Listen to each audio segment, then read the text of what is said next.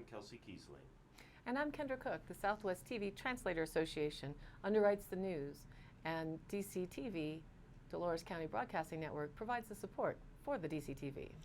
Here at the News at Noon show, we present news we hope you find interesting and report on local issues and events. Call us with your news tips or topics you'd like to see covered. The number is 677-4119. We appreciate you watching DCTV. Today's show is live Tuesday at noon and rebroadcast at 3 and 6 p.m. and re-aired on Friday at noon, 3 and 6. Coming up, Mancos School upgrade, Gold King mine costs dry out, hot news on the chili bar, and more. And find out about the dirt on the new realty company. Will dogs at the Humane Society get new digs, along with the weather, sheriff's report, and the area happenings? That's all coming up today, April 4th, 2017. Now here's the news. Cortez Journal reports on the financial input for the Mancos School District upgrade. As the Mancos School District RE6 prepares for an extensive campus upgrade, district officials are looking for feedback. Superintendent Brian Hansen said public feedback is important as the board moves forward. There haven't been any major campus upgrades in Mancos since the early 1990s. The tentative $25 million project would set up the community for at least 20 to 30 years. School officials are pursuing 4 different funding sources for the project. One grant has been awarded to the district, a $110,000 Great Outdoors Colorado grant that will go toward a new elementary school playground. The board also may pursue a GOCO grant of about $375,000 for upgrades to the school athletic fields. The main source of funding is a Building Excellent Schools Today, or BEST, grant from the Colorado Department of Education. District officials applied for the grant this year, and Hansen said he expects to hear whether it's been awarded in June. Hansen hopes that the majority of the money, about $20 million, will be awarded from the state via the BEST grant. He hopes to raise the remaining $5 million through a bond issue that will come before Mancos voters in November. Typically, the state provides 54% of BEST grant funds, with the school district responsible for raising a 46% match of the project cost. For the Mancos project, that would mean the community would need to raise $11.5 million. That amount is higher than the maximum bond capacity of about $9.4 million the school district is permitted to raise. School board members felt that $9.4 million was still too much to ask for, so they have asked for a further reduction down to a 20% community contribution, or about $5 million. The state would provide the remaining $20 million through the BEST grant. The bond issue will ask voters within the Mancos School District to commit to raising the $5 million over the next 20 years through a property tax hike. According to Hansen, the tax hike would mean an extra $63 per year per $100,000 of assessed value for homeowners. School board members want to be transparent and open about the process. Hansen said the board discussed lowering the scope of work because of the tax commitment, but decided not to. Part of the plan includes converting the Performance Center, which currently hosts sports events, back into a place that focuses on music and fine arts performance. After that's done, they will need a new place for sports, so they plan to convert the historic gym back into a venue that can support the school's varsity teams. The Mancos School Board will host 3 informational public meetings to discuss the district's campus building upgrades project. The meetings will take place April 11th and 27th and May 8th at 7 p.m. in room 503 of the west wing of the school's campus, the board's regular meeting room. Reported by the Durango Herald, easier classes, less homework, and lots of sports. This is how American high schools are viewed by students from other countries studying in the U.S. Despite a push in recent years to make the U.S. education system more competitive and effective, foreign exchange students continue to view American high school experience as much less stimulating, according to a study published last week. You get this feeling: the kids from abroad come here, they spend a year, they think that school is easier here, said Tom Lovelace, a fellow with the Brown Center on Education Policy and the Brookings institutions. We think we have made great strides in making our schools more challenging. Here is at least one outside group that is in fact saying they are not terribly challenging. While the findings appear to corroborate international student assessment tests, in which American schools trail behind many developed countries, some experts disputed the methodology and the underlying principles of Lovelace's study, saying that foreign exchange students did not represent typical teenagers in their home countries, and that the focus on sports wasn't necessarily a bad thing. In the survey conducted last spring, 259 teenagers from various countries compared their experience in American schools to that in their home countries. All the students in the U.S., as part of the AFS intercultural programs, an international youth exchange organization. 44% of respondents said U.S. students spend much less time on schoolwork than at their home countries, while 21% thought they spend a little less. Asked how difficult their classes are in the U.S., 66% said they are much easier, and 24% said a little easier. The results were similar compared to a similar study. Lovelace conducted in 2001, but the differences were more pronounced. When asked about the importance of sports for U.S. students, 64% of respondents said it is much more important to do well in sports in the U.S., and 23% a little more important. By contrast, 16% said the focus on math was much less in America, and 32% said a little less, while 40% believed it was the same as their home countries. Will Colorado House Bill 1273 float? According to the Durango Herald, lawmakers are eyeing ways to improve water conservation by encouraging higher standards for new construction. House Bill 1273, which would require the inclusion of measures to conserve water and reduce indoor and outdoor demands in plans for new developments, was passed Monday by the House Agriculture, Livestock, and Natural Resources Committee on a 9-4 vote. It would strengthen the current statute by requiring that developers provide water conservation measures as part of their request for a construction permit. The strictures outlined in HB 1273 would only apply to developments of at least 50 units, and it would be at the discretion of local governments to decide if implementation of the conservation measures would be required.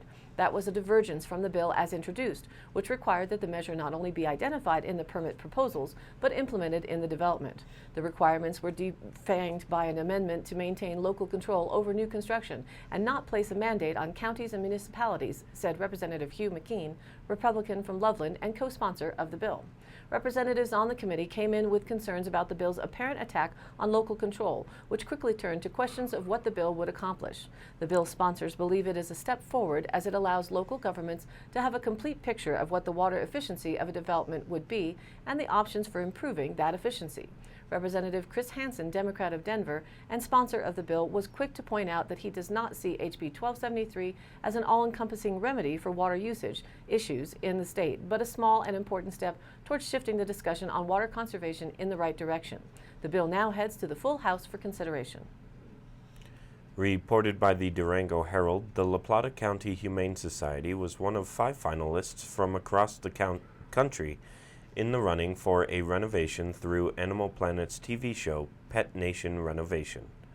The Humane Society was selected after submitting a 3-minute video tour of the shelter, 1111 South Camino del Rio, detailing the needs of the 20-year-old building.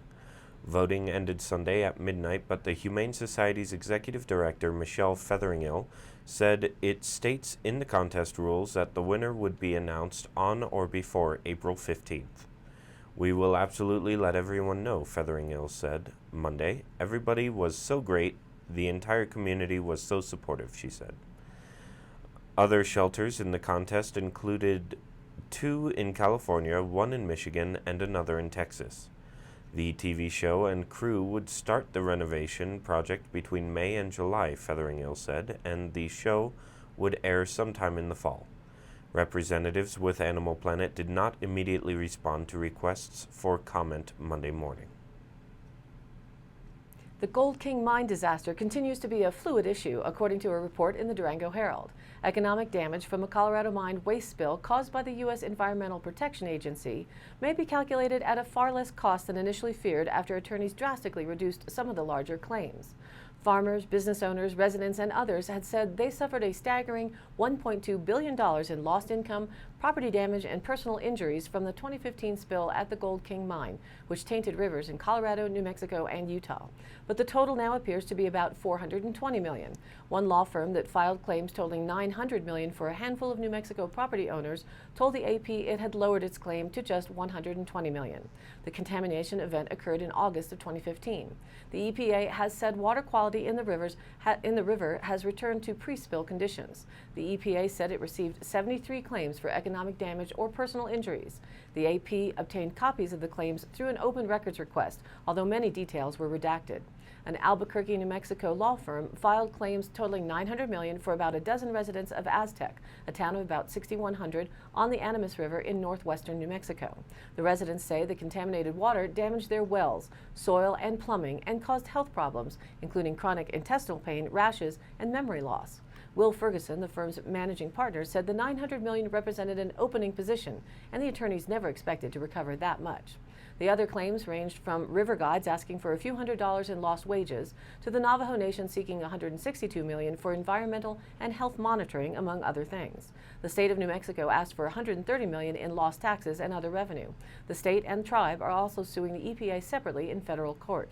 10 tourist-dependent businesses filed claims saying they lost money when travelers stayed away. Farmers and ranchers said crops died because the river couldn't be used to irrigate and that they had extra expenses from hauling untainted water to livestock. Some property owners said the value of their land plummeted because of the stigma attached to the spill. The EPA has acknowledged responsibility for the spill, but said in January that federal law prevents it from paying the claims because of sovereign immunity, which prohibits most lawsuits against the government. The agency noted it had spent more than $31.3 million on the spill, including remediation work, water testing, and payments to state, local, and tribal agencies for their emergency responses to the disaster. Republican Senator Cory Gardner of Colorado said he believes the new head of the EPA will make good on his promise to work with me and my colleagues in resolving the outstanding issues that remain from the Obama administration's EPA. Reported by the Cortez Journal, the Dolores School District will add infants and toddlers to its student body beginning next school year. The preschool was awarded $25,000 in grants from the Buell Foundation and the Colorado Department of Education to start the new program serving kids ages 6 weeks to 3 years old. A 2-room modular building will be moved to a lot and concrete pad next door to the district's Teddy Bear Preschool on Hillside Drive. A large local daycare is closing down, and there is a real need for this service for families and our teachers with young children, said Velina Rosenkrantz, Teddy Bear Preschool Director for the Dolores School District. 16 slots are available, and the roster is filling up fast, she said. The tuition-based school is expected to be about $38 per day. We are very excited and proud to start this program, she said. Our trained staff will focus on autonomy, cognition, and socialization skills to get them ready for preschool. The new school will create 4 new teaching jobs with 2 teachers per 8 children.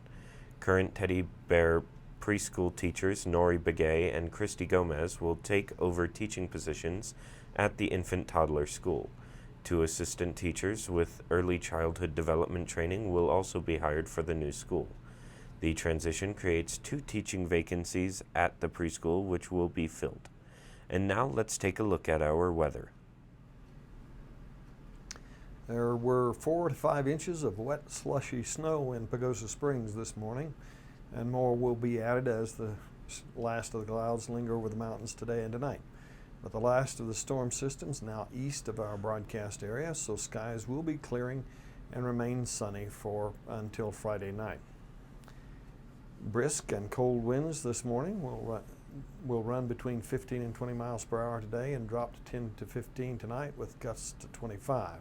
Tomorrow, winds will drop down to a pleasant 5 miles per hour with sunny days. Early forecasts indicate that Friday night clouds will arrive leading in the next system, and a slight chance of showers begins Saturday afternoon and continue through the night until daybreak, and then become slight chances for rain and snow showers with a little thunder possible. Then sunshine for Sunday and Monday. In our national forecast, an area of low pressure will move across the Great Lakes today and reach the northeast by tonight, then shove east off the Atlantic coast by Wednesday, dragging a cold front along the Atlantic seaboard today that will then curve southwest and become a warm front along the Gulf Coast. The system that just left our area is moving toward the southern plains today, as it will strengthen and reach the lower and mid-Mississippi Valley overnight, then much of the eastern U.S. Wednesday and Wednesday night. Snow will taper off in the central Rockies overnight. Winter weather advisories and winter storm warnings are still in effect for much of the Colorado Mountains southward into northern Arizona. The pull of warm moisture off the Gulf of Mexico ahead of the low will cause scattered showers and thunderstorms across the central and southern plains. These will intensify throughout the afternoon and evening and overnight.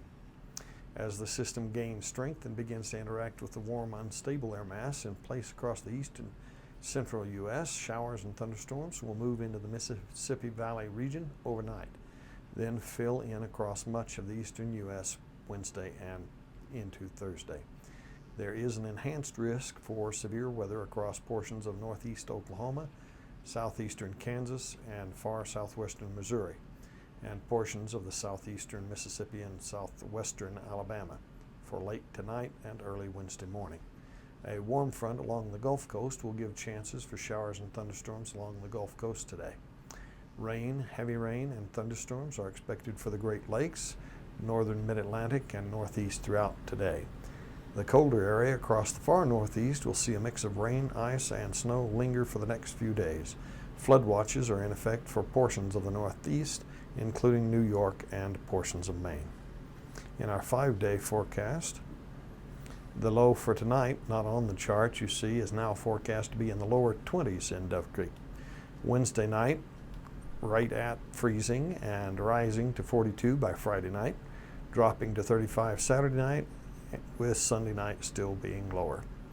As usual, no idea yet on the moisture expected in that weekend system, so check in again tomorrow for refinements. And now back to the news. According to the Cortez Journal, Ronnie Hurst has opened Antler Creek Realty at 1850 East Main Street in Cortez. A Southwest Colorado native, Hurst has lived here all his life, he said. He specializes in mountain and hunting properties, but can help people with any type of home. I like helping people get into their houses, he said. Hurst has been a real estate agent for about 2.5 years and previously worked for Century 21 West Slope Realty. He decided to go out on his own, he said. He also provides tax help and contractor services. Housing inventory is down in southwest Colorado, so prices are going up, Hurst said. He anticipates that more people will start buying vacant land and building homes themselves, he said. He has recently helped lots of home buyers from outside the area, especially from Florida. Hurst said he hears frequent stories from people who had trouble contacting area real estate agents. He promises an emphasis on customer service for his business.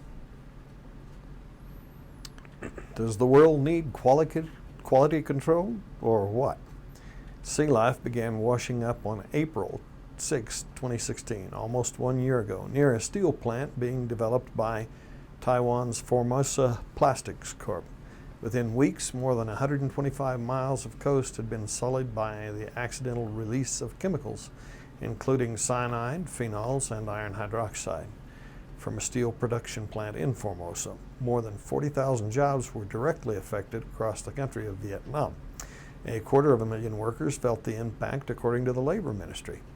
After months of rallies and an outpouring of anger, Formosa agreed to pay $500 million in compensation. The Hanoi government and the provinces have now declared the sea clean and the seafood safe. 11 officials have been named and shamed over the spill. The government says the steel plant has now addressed 51 of 53 violations, but it will only restart when it can do so safely.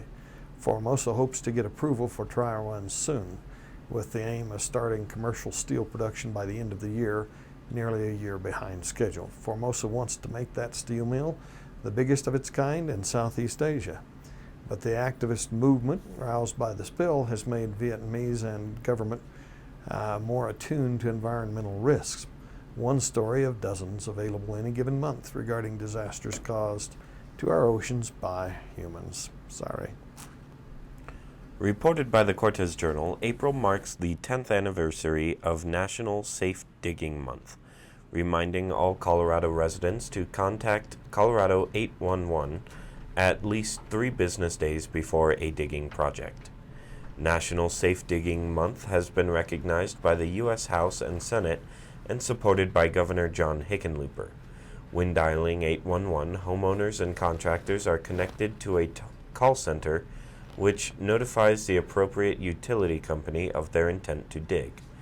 Professional locators are then sent to the requested digging site to mark approximate locations of underground lines with flags, paint, or both. Striking a utility line can cause injury, repair costs, fines, and outages.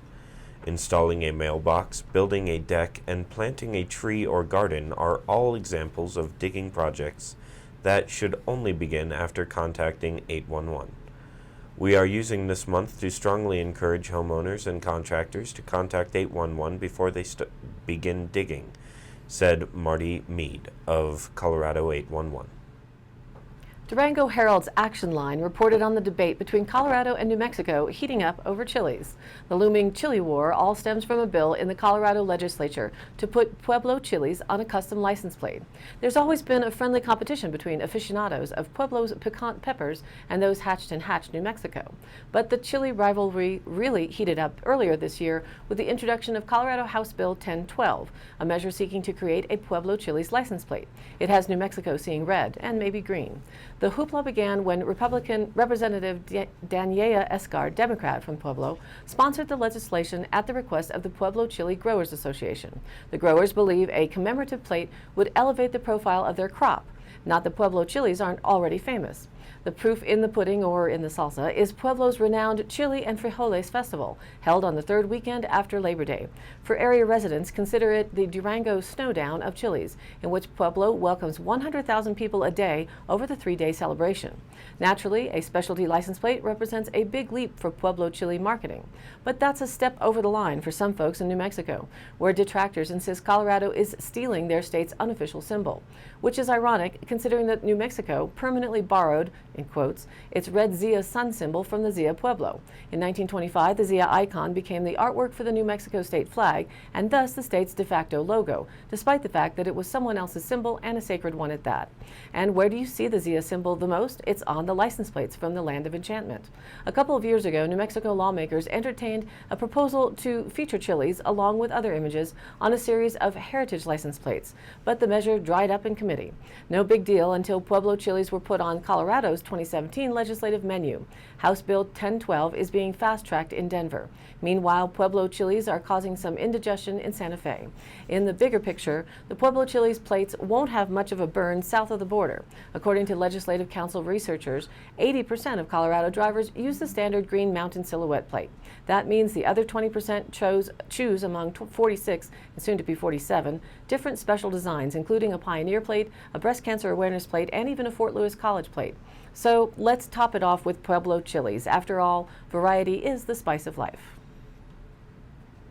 And now for the Dolores County Sheriff's Roundup for the week of March 27th through April 2nd.